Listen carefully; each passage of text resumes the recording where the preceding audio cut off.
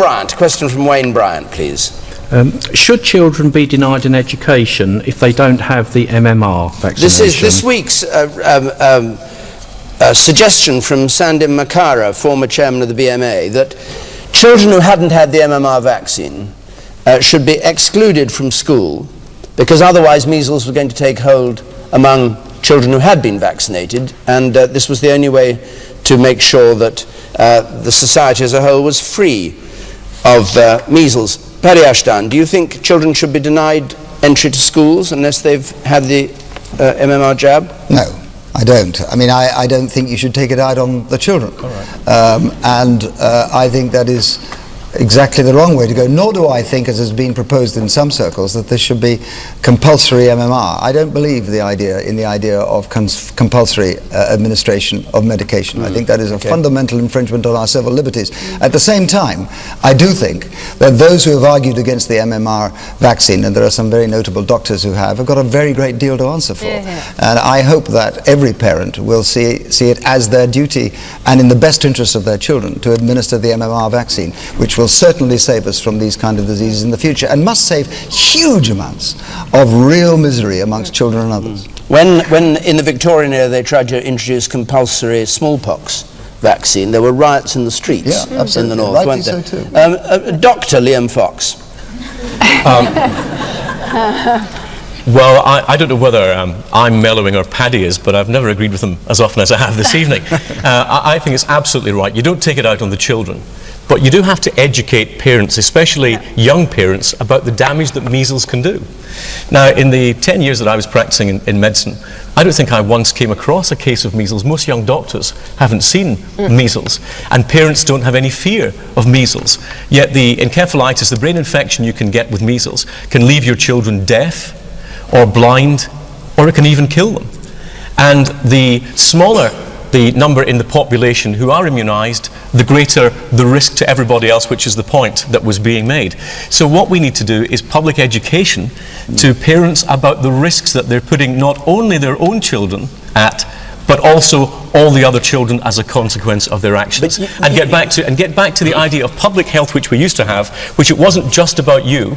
It was also about the people who live around you and the safety of those who lived in your community. But you know Sandy Makara, and he was a distinguished chairman of the BMA. What was he up to then when he suggested this? Well, it is an opinion which exists in parts of the medical profession. Right, I don't agree with that opinion, because I think it goes too far. It's the same people, Liam, isn't it, who want smokers not to be treated in NHS hospitals on the grounds that it's their own fault that they're ill. Or people who are overweight to get surgery. But we've just got to be rational about this and telling people what the risks are, trusting people to behave sensibly when the facts are put in front of them, and not treating them like idiots or children. Yes, but then there are other people who have other facts to put forward, and these are people who swear, and I have a very good friend who is in this category, who swear that when their 15-month-old boy had the MMR injection, he was never the same since, and he's been diagnosed as autistic. And there are a lot of families out there who feel very, very passionately about that.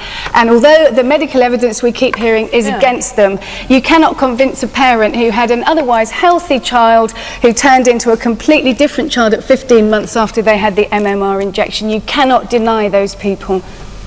So you think what?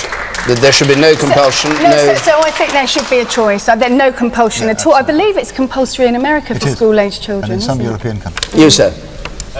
As a doctor myself, I feel it's a doctor, actually, with his research paper, a gastroenterologist, I believe, who caused this problem in the first place with MMR. And if any doctor follows his example and is so unethical as to force treatment on a patient, then they shouldn't be within the medical profession. What did you think of his research and his conclusions about MMR? I think his research was too small, it was badly done, and it's been thoroughly discredited since.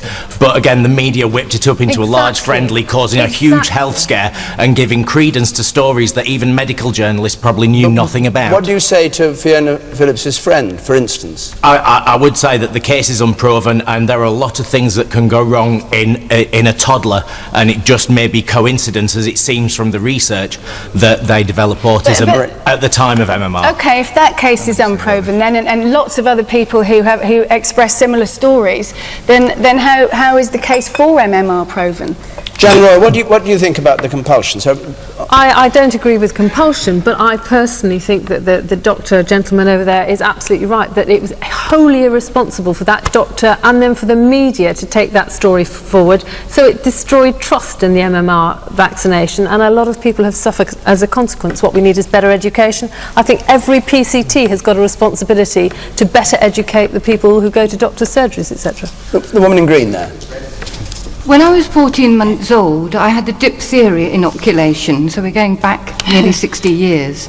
I went straight into a coma, and I developed meningitis of the spine and the brain. I nearly died.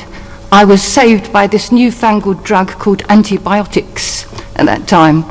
And my parents, therefore, actually investigated this with several doctors, and apparently even at that time, 60 years ago, there was doubt about inoculations, vaccinations, and that other children had become seriously ill after having the vaccinations. So what do you feel about this idea of compulsory MMR? Definitely not. Do you think it should be encouraged, MMR?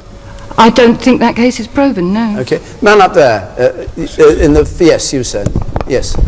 My wife and I, we agonised about giving our 2 young children the MMR.